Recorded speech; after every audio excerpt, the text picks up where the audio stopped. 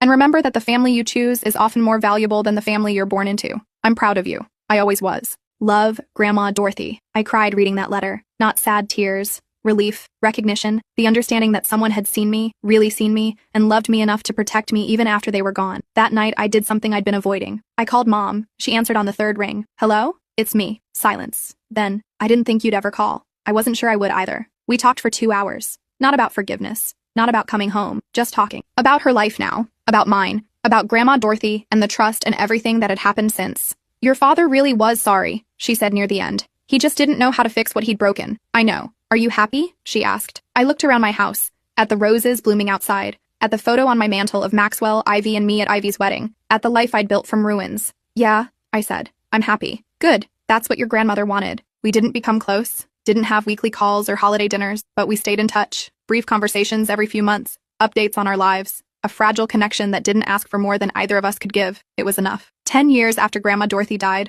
I stood in my garden planting white roses with my daughter. She was 6, with my grandmother's eyes and my stubborn determination. Why do we always plant Grandma Dorothy's roses? She asked. Because Grandma Dorothy taught me something important, I said. She taught me that the best thing you can give someone you love is the power to build their own life. What does that mean? I thought about how to explain it to a 6-year-old. About trust funds and family betrayal and hard choices. About the difference between the family you're born into and the family you choose. It means, I said finally, that sometimes loving someone means letting them be free, even if it's hard, even if it hurts. She considered this. Like when you let me pick my own clothes even when they don't match? I laughed. Exactly like that. We finished planting the roses together. She chattered about her day, about her friends, about the book she was reading. Normal 6-year-old things. Things I'd been able to give her because Grandma Dorothy had given me freedom. That evening, I pulled out the box I kept in my closet. Inside were all the letters. Grandma Dorothy's letters. Victoria's investigator reports. The settlement agreement. The funeral card from Dad's service. And one more thing, the key card I'd placed on the table the day I quit, the day I'd walked away from everything they expected me to be. I'd kept it as a reminder